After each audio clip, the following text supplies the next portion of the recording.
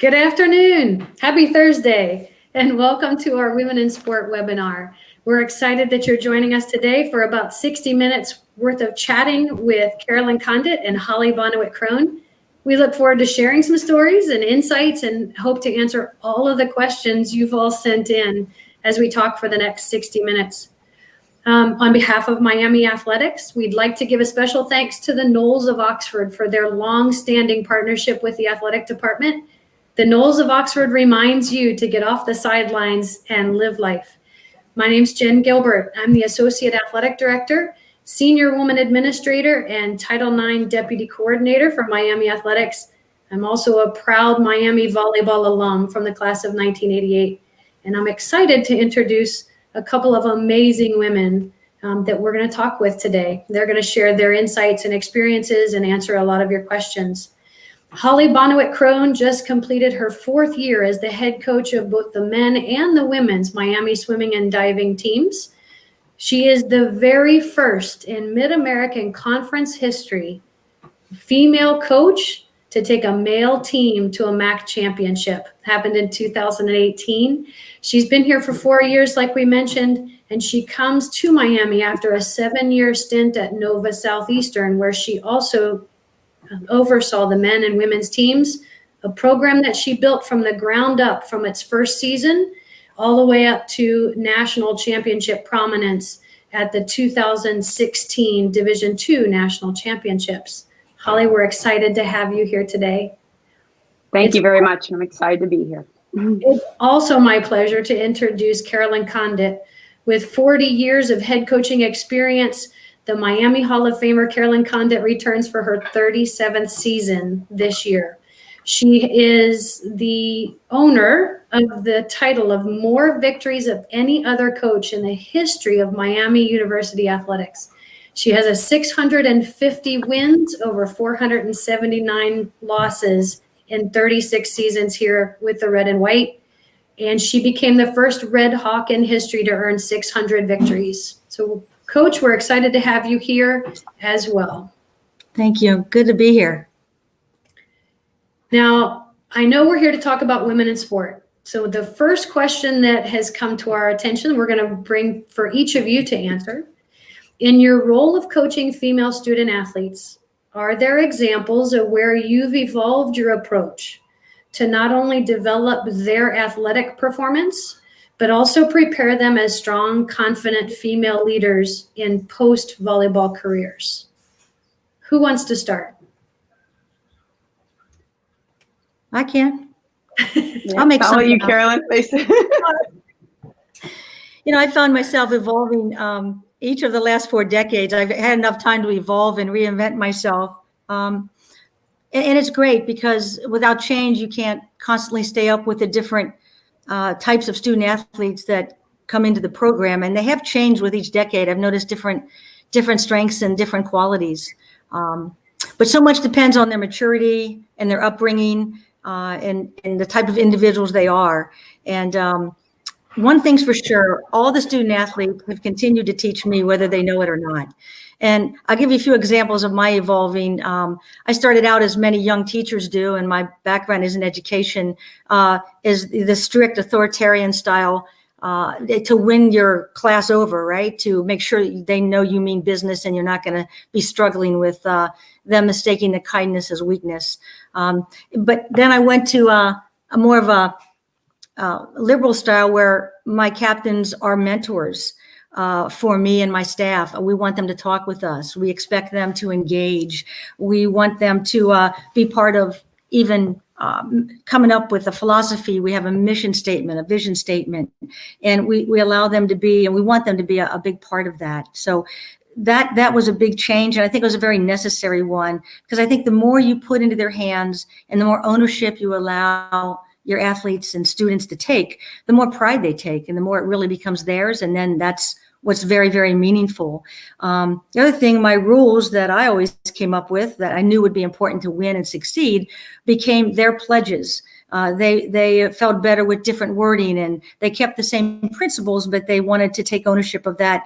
That was a real turning point in my program and made a huge difference. And Jennie was actually a part of that back in the day. No time for stories though, but When they buy in and they feel like they create something, it means everything. And so their personal development evolves from all of that and happens every week because they're constantly challenged on the court, off the court, to change habits, to listen, to focus more, to find patience with each other, and to not be perfect. That if we can get them to perform over caring about being perfect, we usually have some teammates that really have fun together when they win. So I've involved and they've helped me involve, and I think their growth as individuals and as young adults can be phenomenal if you never give up on them. That's some great insights. And I know from personal experience, Coach was the one that was pushing our buttons and making us truly think about what we were doing, how we were making our decisions. Are we truly making selfish decisions, or are we thinking about the teams when we're making the decisions that we're making? So I appreciate the insights. Now, Carolyn has the advantage of having 40 years of coaching. Hollie hasn't been coaching quite as long, but obviously has her own insights because of her own experiences. How about for you, Hollie? Yeah, thank you. To date myself, I am going into my 20th year of coaching this year. So I am half of what Carolyn has done. But, I think what I've been able to see over those 20 years is exactly what Carolyn spoke about, is an evolution of student athletes. I think they are very in tune with how things are done these days. I think they're very interested in the why coaches do what they do, ask them what they need them to do. So I think that we've had to, and I will speak personally for myself, I've had to change with those times, but it's not so much a philosophical change, but it is really just understanding the student athlete in the here and now. And I think while there has been the trending differently from say 10, 15 years ago, there are some strong streams of similarities among all student athletes. And I think, setting a solid ground of expectations and explaining those in articulate details is going to help that buy-in experience. And there's going to be a mutual respect there of where I obviously as the coach respect the student athlete, and in turn they respect me as the coach, that we as coaches will do right by them. So I do agree with so much of what Coach Condit has been saying, and also share those points, because I think, being at the University of Florida, being at Nova, being at Miami, there's definitely been quite an evolution, but there are, like I said, some similarities that passes on among the generations. Speaking of those similarities, let's talk about what that looks like. So when you're out recruiting, what are those characteristics that you're looking for in a student athlete? What are you specifically searching for that is going to add to the experience here and add to your program? Well, I think the quantitative way that's very easy for us to identify student athletes is through their times in swimming. I speak specifically to the swimming side, not necessarily the diving side of our program. But what it really boils down to are the characteristics. I really think that some of those characteristics that we gather not only from that student athlete personality, but through talking with their parents and especially talking to their club coaches are extremely impactful and important to get really all sides of the coin to understand what type of athlete you may be getting. Because while their times may be fast and impressive and exactly what we're looking for, it's the character that they bring to our program that's going to contribute to our culture, that's going to really have us interested and want us to recruit that athlete even harder. That's awesome. How about you, Coach? Like every coach, we have ways of deciding, can they jump high enough? Do they have fast feet? Does the setter have good hands? But really, beyond that, I look for many similar things. I'm sure Hollie does too, as their eye contact. Do they talk for themselves, or do they let their parents talk for them? Do they have focus when they talk? Do they return phone calls?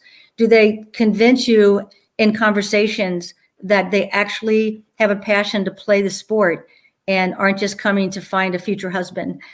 There's little things that, you can offer a big amount of money for a scholarship, and lose it quickly because that person really didn't believe what she was telling you on the phone. So just to get down to their sincerity and to really get to know them as people, that helps us find young women that really want and promise, and they meet their promises they make, basically, and they graduate with an outstanding degree.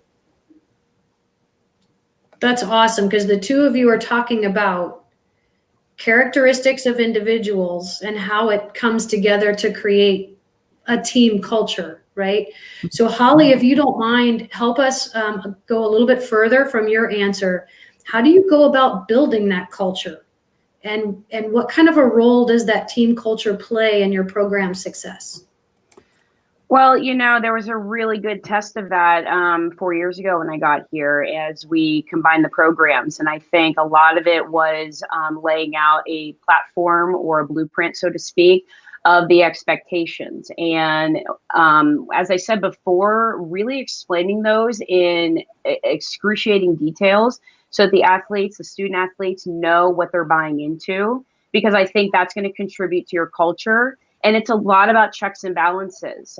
We as coaches, I as the head coach, set the culture, but it's really our athletes within the program that need to not only, as I said, buy into it, but feed into it and really regulate it amongst each other, because so often we see what happens on deck, but we don't always see what happens off deck.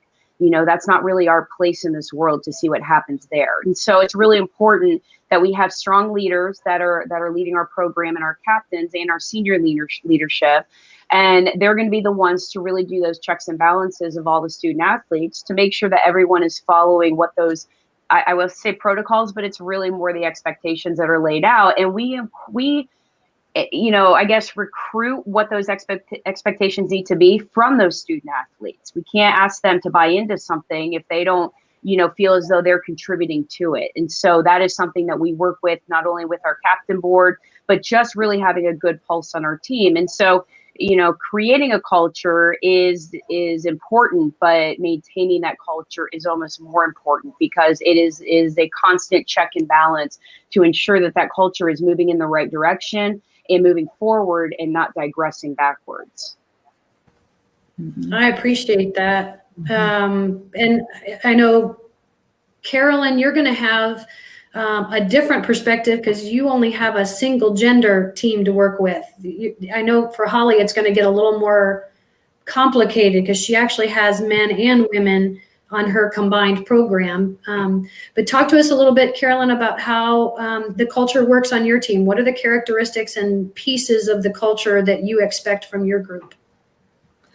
Well, accountability is big, and I love what Hollie just said in so many ways, so many things you said, but accountability is big. So if they understand that this is a serious program, but we want to have fun in the process, but there will be accountability. And if you sign your name to the pledges and you don't mean it, there's a problem with that.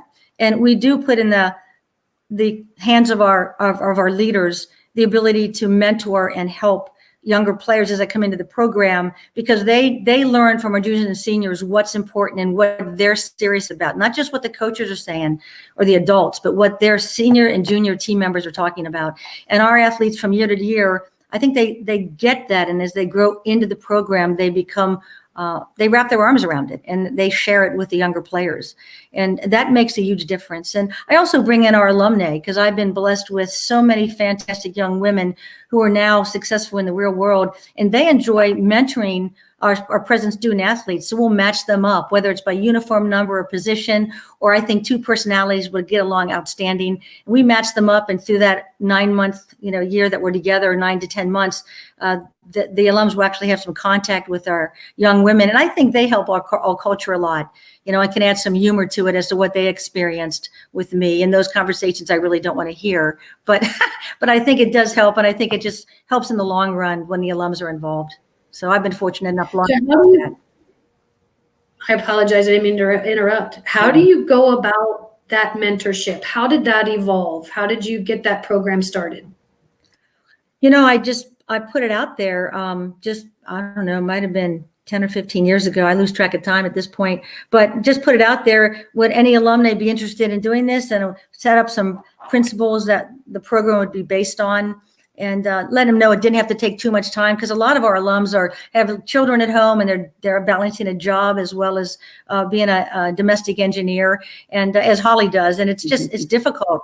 But a lot of them find the time, even if it's a good luck text during a week where we're playing a few matches, or helping decorate a bus when we're going to a MAC championship. Sandy Secoy Hart has been our liaison. She's an outstanding alum that I didn't even get to coach, but so many of those alums still hang on to the program and love to support us. And so with her help and just constantly appointing different alums, we've just evolved it. And Jenny, it kind of started running itself after that. Thanks. I appreciate you sharing that, because I've been a proud part of that. I think it's been as rewarding for me as a mentor as I hope it has been for our mentees and the current volleyball athletes. And we're hoping to kind of expand that to some of our other teams as well, to try and create those opportunities for alums to re-engage with the current athletes. We were talking a few minutes ago about recruiting. And so one of our guests is asking, how proactive does the athlete need to be in the recruiting process? Does Miami already know who they want to recruit, or can a player influence that process? Hollie, do you mind answering that question? Sure. Our recruiting timetable is a little bit different than volleyball, and it has actually evolved since it's been, I guess 2 years, and then even when I first started coaching. So we've had to really adjust to that as coaches. But more recently, we've been looking at student athletes pretty much beginning in their freshman, sophomore years, and really starting to evaluate those athletes. We start talking to their club coaches. So it's really important for those student athletes in high school to have a good relationship with their club coaches. Those club coaches are very honest with us. I think being proactive as a high school student, it will be to reach out to coaches early, reach out and explain your history of swimming, right? How long have you been swimming? How long have you been diving? What are your best times? What are your best dives? And so we're going to be able to see those superficial things that on the surface, right, are going to draw us into you and get us interested. I think it's going to be important to do some of those compliance measures, right? Sign up with the eligibility center. That takes one step out of it that you're not going to have to worry about later on. So I think the NCAA does have a great checklist. And so looking on the NCAA website, looking at that checklist of things to do starting in high school as a freshman, as a sophomore. So by the time you get to your junior year and we're able to, or the summer before your junior year, we're able to talk to you, a lot of those things are already in place and we're able to pick up the ball and start rolling fairly quickly. So I feel very good that, high school students are now understanding this a lot better. Getting with their guidance counselors is going to be hugely important to make sure they're on track with their academics. So all those checks and balances behind the scenes is only going to help us progress further and more quickly as we get into the recruiting process where we're actually able to contact you. Yeah. So, and now we even have the added bonus of COVID, right, in the recruiting process. So Coach Condit, can you talk a little bit about how has recruiting been affected? How are you actually able to recruit with all of the COVID measures that are going on? Well, I love my cell phone and I love video.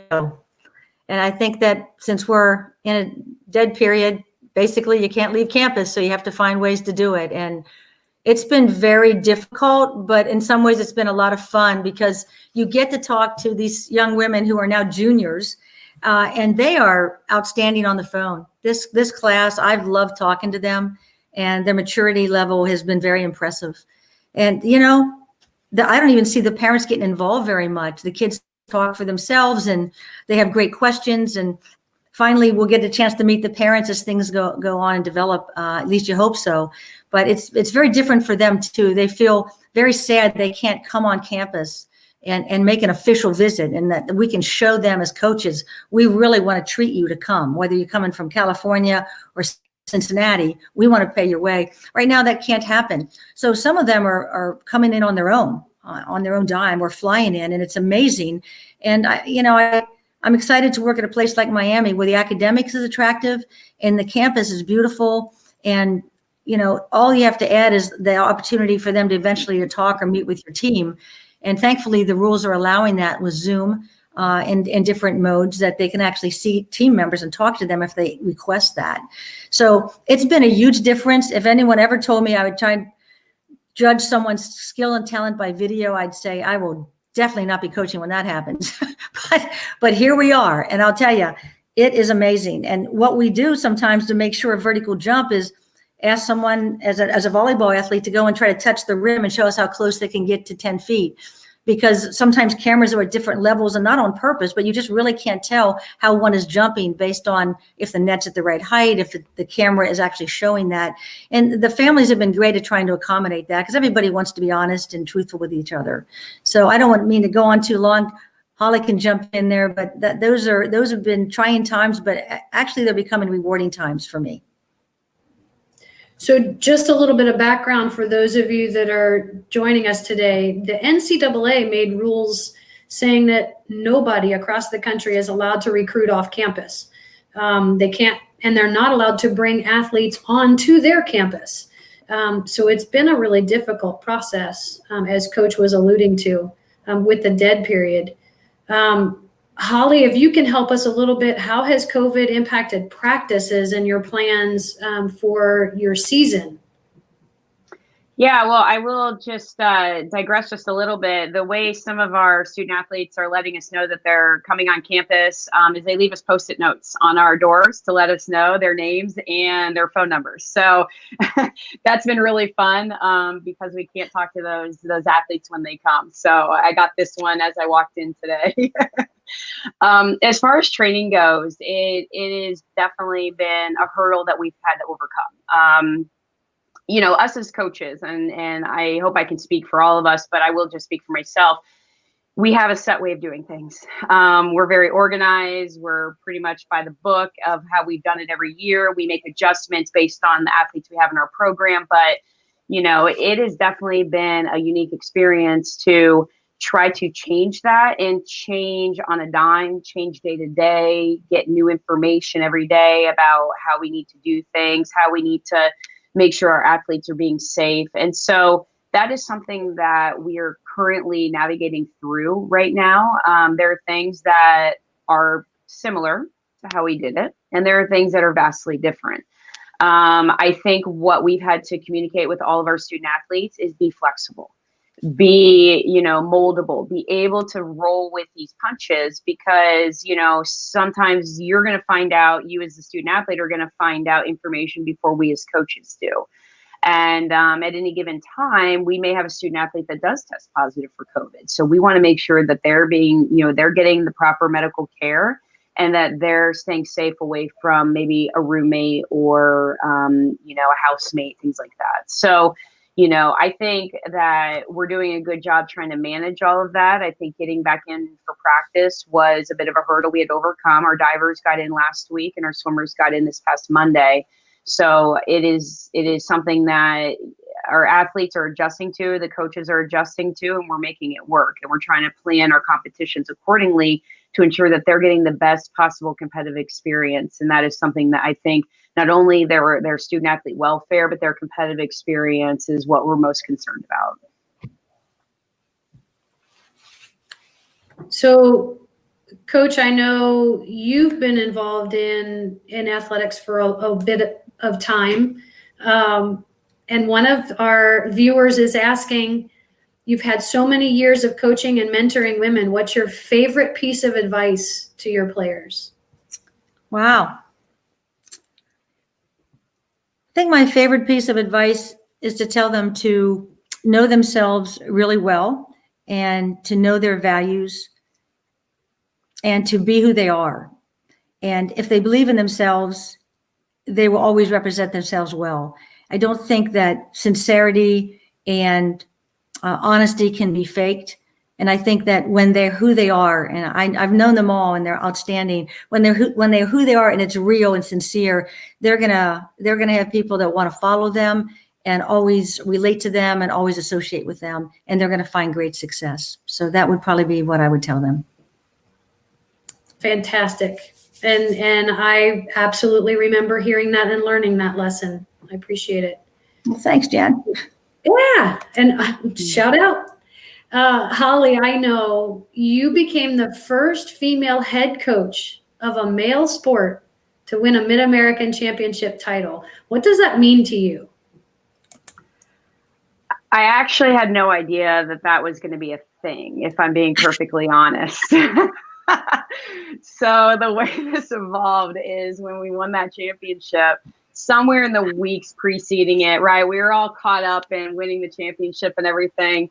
I asked Jude Killey, I said, is there a chance that I could have been the first female at Miami to win a men's championship? He said, well, let me look into it. I'm pretty sure you are. And so once we started going down that road, he took it a step further and contacted the Mid-American Conference. And it turns out I was the first female of any male sport. And so that was humbling. I can't even describe to you. I was literally stunned to know that. What I can tell you in terms of the meaning for me is that this was by far a collective effort. I will never take ownership of that accolade. It was not only myself, it was my assistant coaches especially, who played an enormous part in all of this to help make this a thing. And it was our student athletes. I just can't even describe those two entities. And then on top of that, we have our support staff. We have everyone behind the scenes that help our student athletes. And I think it's amazing that while maybe I get that accolade for my own personal excitement, but in the same breath, it is a collective effort. And I just can't even tell you what went into that. And I really hope that, we can do that again, right? We can continue to win championships, but also knowing that it takes a collective effort. So, I guess to summarize, I'm very proud of it. I'm very honored by it. I was very surprised by it as well. That was not an expectation. My focus was solely on putting the pieces in place to win a championship. And there was nothing personal or selfish that I was trying to create along with that. And so that's why it was such a surprise for me. And I was there celebrating with you. It was so fun watching you jump into the deep end of the pool with all the rest of the guys to celebrate. I mean, it was very, very exciting. And I mean no disrespect when I say this, and you'll understand after I say it. But I hope we don't have to celebrate something like this and make it a big, huge deal. I want it to be an everyday thing. I want it to be the norm that amazing coaches, doesn't matter their gender, and it doesn't matter the gender of the athlete. Amazing coaches are amazing coaches. And we shouldn't have to make a big deal about a woman coaching male athletes. We made a big deal out of that, and yet nobody makes a big deal out of the men coaching the women. So yeah, I didn't mean any disrespect by that, but it should be a norm. Great coaches are great coaches. Yeah, agreed. Agreed. And Carolyn, you've had over 700 victories in your career. The question I have for you, what honor or award has eluded you in your program that you still want to accomplish? That we've never had, or that we haven't had enough of? Well, what have you not done that you still want to do? What keeps you going every day, and what keeps you excited? What other awards or honors or lessons are you hoping are learned? Well, one thing for sure is we're striving always to move forward and break into the top 20. That's something that we want to do. We've been as high as 26 at one point, but it's never easy for many teams in the country. There's over 300 volleyball programs. So that's something that we always strive for and we always work toward. Beyond that, I don't know. I'd have to think about that even more. I don't think about awards or things like that. I guess there's times that I felt like my coaches staff, my assistant coaches who have been amazing through the years, and Tanya and Mike are just fantastic to work with right now, that sometimes I felt like we've deserved coaches of the year, and I call it coaches as Hollywood, because we don't do this by ourselves as head coaches. in certain years we felt like we should have had it, and man, we didn't get that. And, that's something that can be disappointing, but I don't know any coach, that wins championships that doesn't feel that way sometimes. Sometimes you just don't get it. That's why they vote for it. But beyond that, and breaking in top 20 and just, always working hard with our athletes, and that they always can have peace of mind and mental health and love coming to the arena every day. I mean, those are the rewards we get, quite honestly, and just helping and teaching young women. Yeah. Hollie, when did you know that you wanted to be a head coach? I think, I look back at starting off as a graduate assistant, and then going on to be an assistant coach at Florida was one of my most pivotal turning moments in my career. Being at such a high level program when I started there when I was 24 years old. And so I didn't really know a lot, but a lot of the reason that I was brought in as the first female coach under that coaching staff, it was very impactful. And I think it really changed and molded me in many ways. And at one time I was told I could never be a head coach. And so I will keep private who told me that, but it really, it was difficult to hear that, took it on the chin, and decided that nobody was going to tell me that I couldn't do something. And so I never became a head coach out of spite.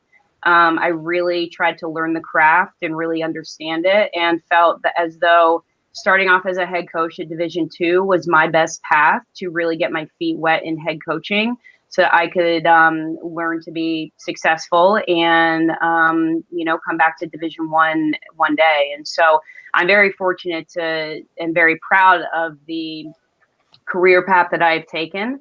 And I think that is something that I've had to really think methodically about in terms of what steps I take, past steps, previous or current steps, next steps, to really understand, how I can be the most impactful. So I would say probably in my mid-20s, I was saying to myself, I really want to be a head coach, and I really want to do it to see, how I can impact student athletes, 18 to 22-year-olds, essentially.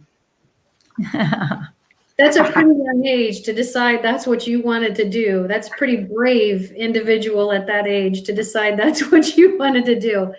Because I know myself as a former head coach, it was really hard to have your entire career dependent upon the decisions of 18 to 21-year-old teenagers.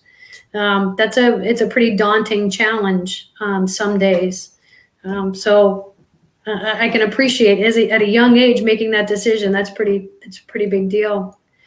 Coach, how about for you? When did you decide that you wanted to be a head volleyball coach?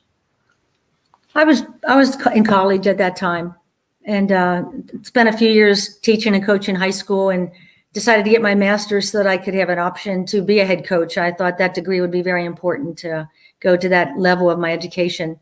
But I always tell my assistants, the stupidest thing I ever did was to become a head coach first.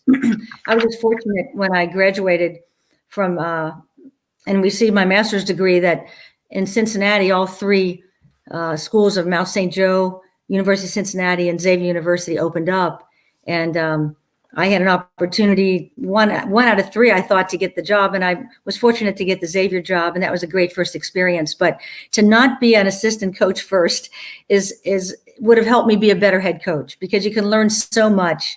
And although I was a grad assistant at Indiana and really enjoyed working with Ann Lawver, learned a lot.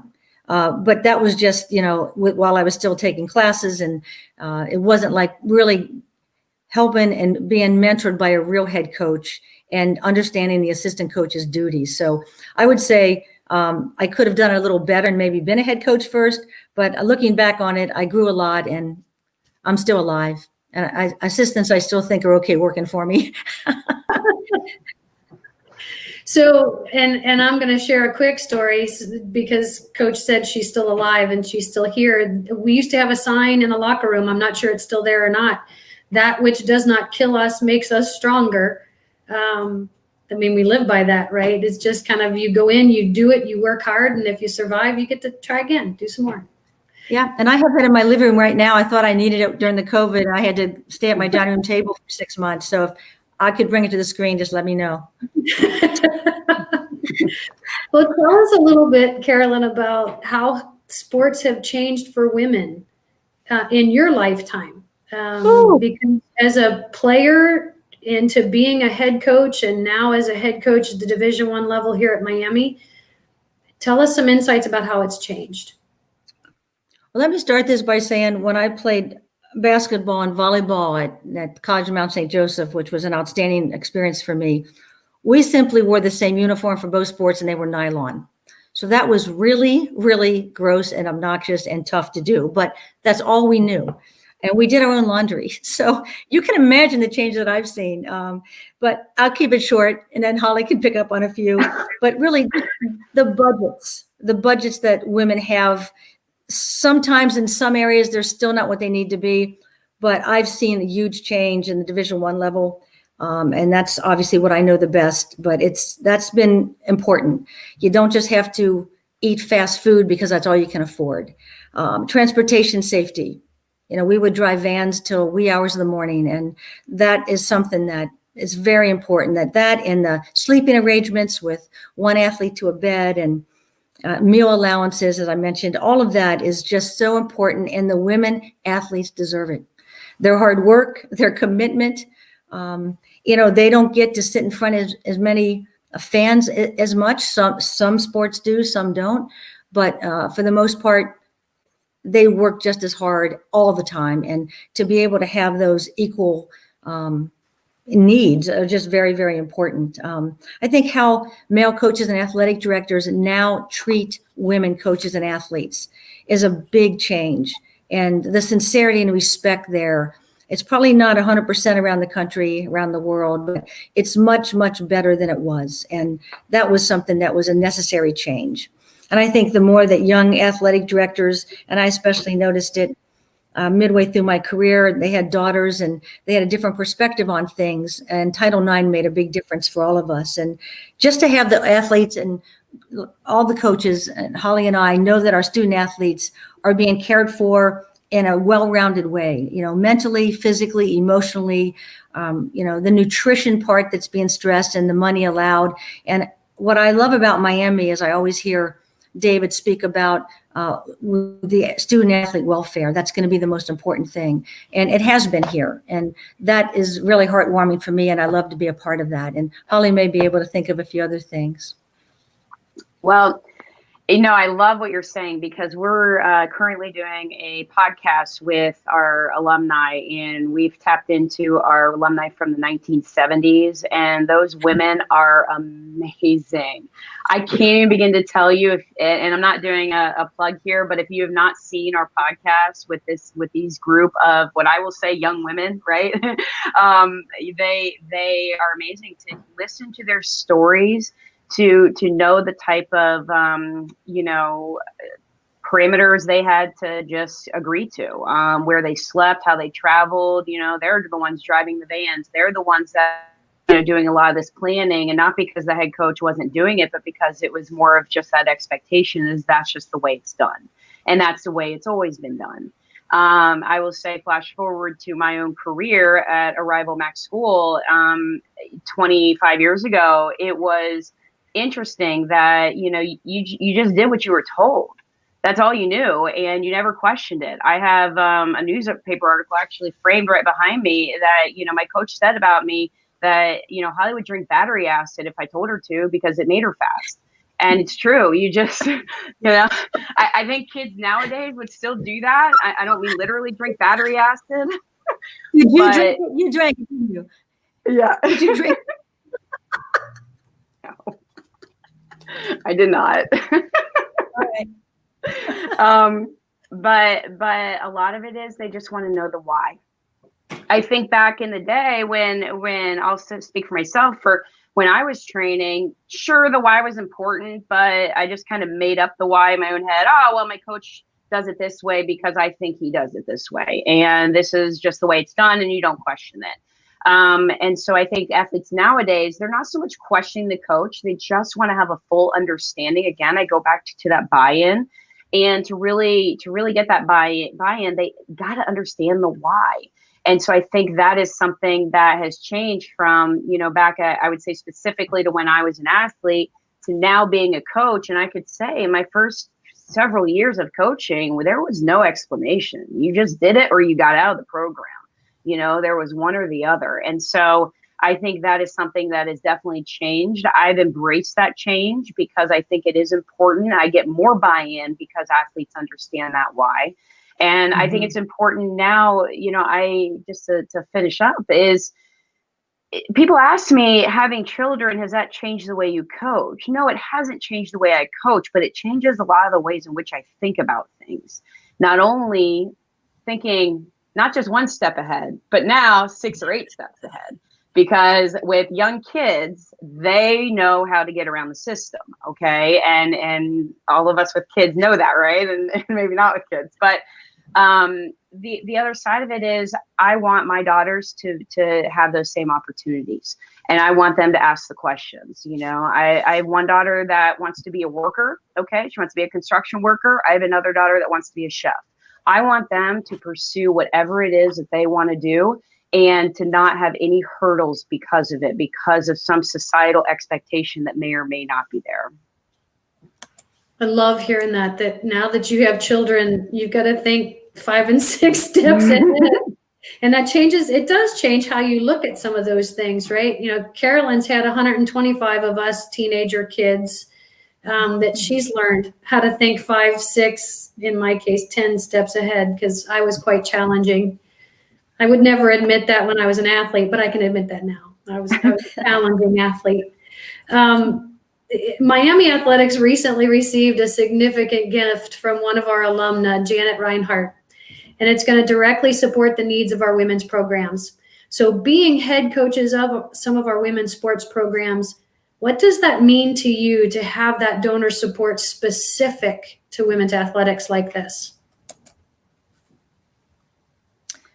Well, it means a great deal. I think it's important when an alum or a fan or a donor of any sort wants to give money, they want it to go where they want it to go and who they want it to help. And I think that makes them the most happy when that happens. And certainly when something's targeted for a particular sport, to receive that and to be able to personally thank that person for the donation and have a relationship with them and share who they are with your team. Because if women understand that other women, or just in general, other donors support, but especially other women, when they grow older, they'll understand the value of that. And I think if women support women more, it's going to be a beautiful thing. And it does happen at a decent level. But if you look at a lot of the list that we have of all of our alums or different programs, the percentage isn't high enough yet. And sometimes maybe the dad in the family would give to his school, but there's not enough to give to the other school. Or maybe as moms get involved and they're busy that do have children, they don't think about giving back. But I think as they think about that a little bit more, it's going to make a big difference if we all give back, even to my high school, my own college, even at my age. I don't want to stop doing that. I should probably do more. And but it's great. And I love how the structure has been set up with our Student Aid Association. And I really think it's where it needs to be right now. It's awesome.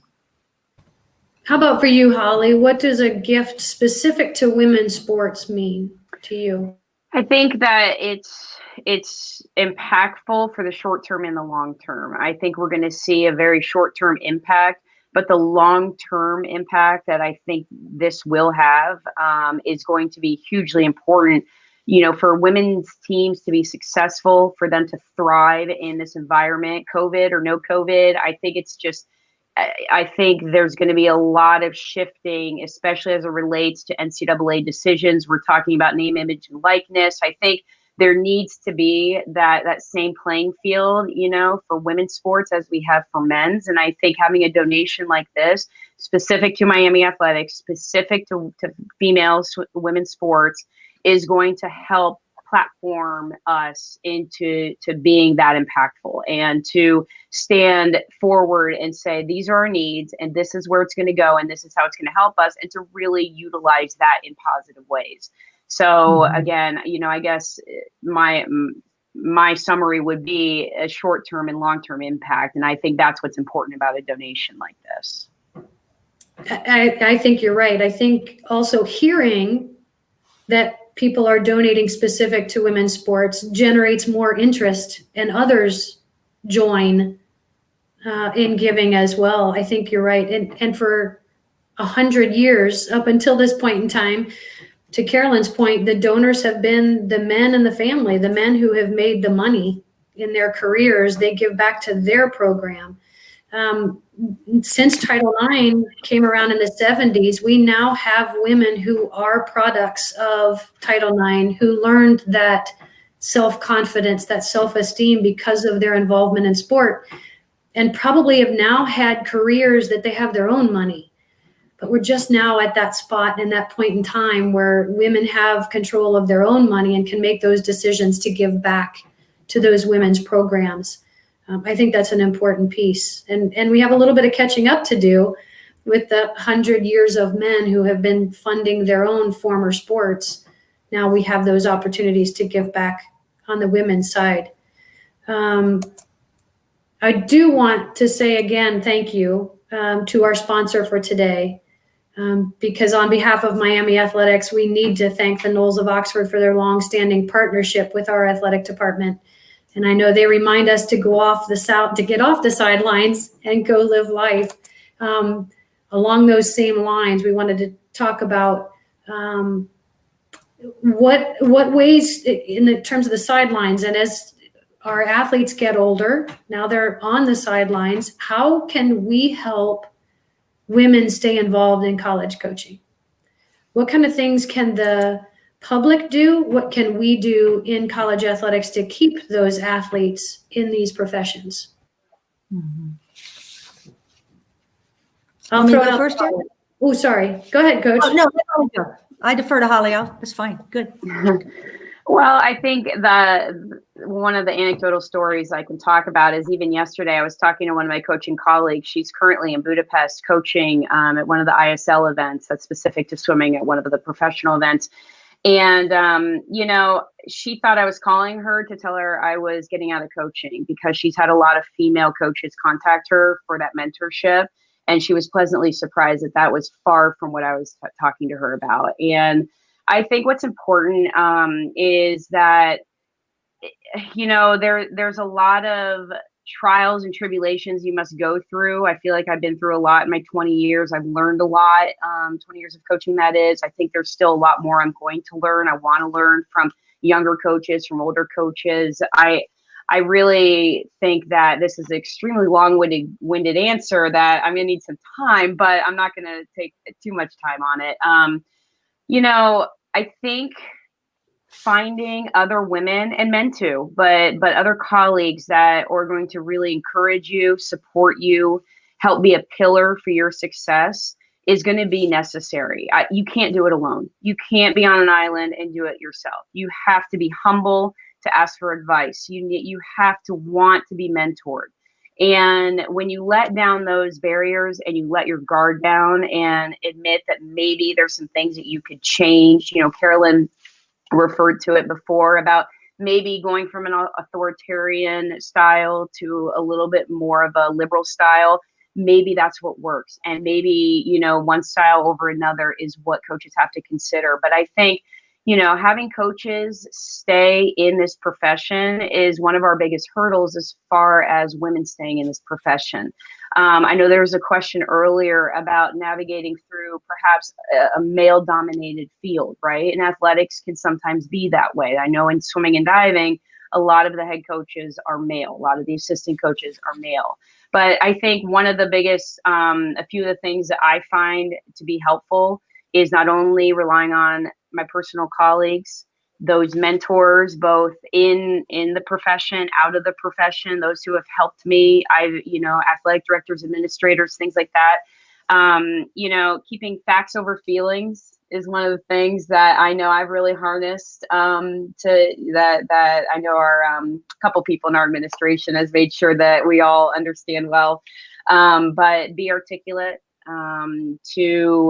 to be confident. I think being confident and really standing by those pillars that you believe in, those beliefs, those morals that you want to instill on your own student athletes, even on your own children in my case, right? I think that's going to be hugely important. I think, this is more of a recipe. It's not just one ingredient. It's an entire bowl of ingredients. And I know I'm probably not doing the best job at articulating what I'm trying to say, but in the same breath, I hope some of these things are resonating where I do rely on my friends. I do rely on my mentors. I do rely on those people who have been there, done that. And I do talk to people who are still up and coming in the profession because I want to encourage them. I had a friend, and this is what I'll finish with. I had a teammate who in her freshman year at her acceptance speech at her high school Hall of Fame induction, she mentioned my talk with her as a senior, talking to her as a freshman about the importance of buy-in. And I think for somebody like that to remember that all these years, you never realize your impact. And I think it takes a lot of just open-mindedness to listen to others also. So I think it's a two-way street, if that makes sense. Absolutely makes sense. Absolutely. Carolyn, how about for you? What suggestions do you have? How can we keep women in college athletics or in an athletic career in general? Well, I think the salaries have gotten a lot better over the years, and they still need to be looked at quite often. But you can make a decent living, and you can choose the institutions you want to interview with. The most important thing is believe in yourself, know your strengths. Sell yourself as a winner. A person that goes in, and I met a lot of guys who've done this. I know them personally. They'll go in and they'll sell themselves great, and they'll decide that they can figure it out later, but they're going to get that job, and they're going to do whatever they need to do, whatever they need to say, but they're going to figure it out and do it. They're just going to get that job. I think women can go in and go, well, I'm not quite sure if I'm ready, and maybe I should wait another year. And, they really don't go after the job. And if you want it, you're already qualified. You just don't realize it yourself, but go in prepared to where you can talk about transparency, loyalty, hard work. What will create the chemistry of your team? How will you win recruits over? What does it take? What kind of a worker you are? What is your work ethic? What will you do? What length will you go to let your program succeed? And it does take sacrifice, no matter what type of job you're in. But I just want to encourage the women out there to believe in yourselves and go into that interview prepared. And let somebody interview you before you go in. If you haven't had and I don't think we do enough for young women yet. We should start in high school. How do you interview? How do you look? How do you present yourself? What is important to say and not to say? And if you can get some mentorship, as Hollie's talking about, it's going to make all the difference in the world for you, because you may be player of the year, but you have to be interviewer of the year in some ways, and not perfect. You don't have to be perfect. You have to be you. And if you're you and you're good at that interview, you're going to get that job. And I think too many male athletic directors hire too many men without really looking into find women and making the effort. And so I'm going to call that as a shout out challenge to the male athletic directors in our country for women's sports. That's all I got. And I would totally agree with you on that. As an administrator, I have the responsibility of doing a lot of hiring. And quite often we will have an entire candidate pool full of men who only meet 2 of the 9 qualifications we have for the job.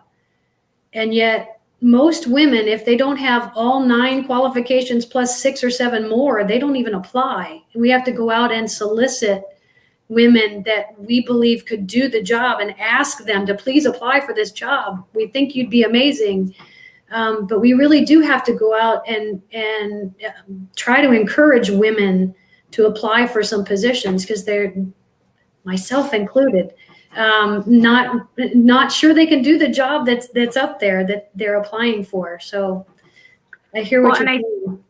And I don't mean to interject, but I really, that really resonates with me, because, as in the past, this team was a separate program. And when it became combined, to be very progressive as Miami Athletics was, to hire a female coach to guide both the men and women, I think speaks volumes. And I would also encourage many athletic directors to take that approach. There are only a handful of us at Division I, more at Division II, but at Division I that coach men and women, whether that be swimming and diving or another sport. So I think it's very, very impactful to be that progressive and to really understand those qualifications is irrelevant whether you're a male or female. That's right. Or, you know, the gender is irrelevant to those qualifications. That's right. Yeah. Somebody else just posted and asked a question that, because we were talking about donations, they were asking, how do we make donations? So I'll answer that question if it's okay with the two of you. Every sport at Miami has what they call an excellence fund, and that's a fund specific to advance their specific program. And the coaches have the spending discretion to use those resources. If you want to make a donation, anybody can visit miamiathleticfund.org, or you can go to the miamiredhawks.com site, our normal athletic site, and across the top banner, you can click on Miami Athletic Fund and follow those prompts to make a donation. I know each individual sport has something specific that they are raising money for. And if you would like to know those details, please feel free to reach out to any of our coaches and have that conversation with them. And I think with that, we're going to close out our program. So I want to thank Coach Condit and Coach Bonewit-Cron for all of your time, insights, smiles, and stories. And we appreciate all of you who were here today to be with us. And again, if you have questions or concerns and want some follow-up, you can find us on the Miami University Athletic website. Send us an email. We'd be happy to chat. Thank you all. Thank you. Great. Thank you, Jenny.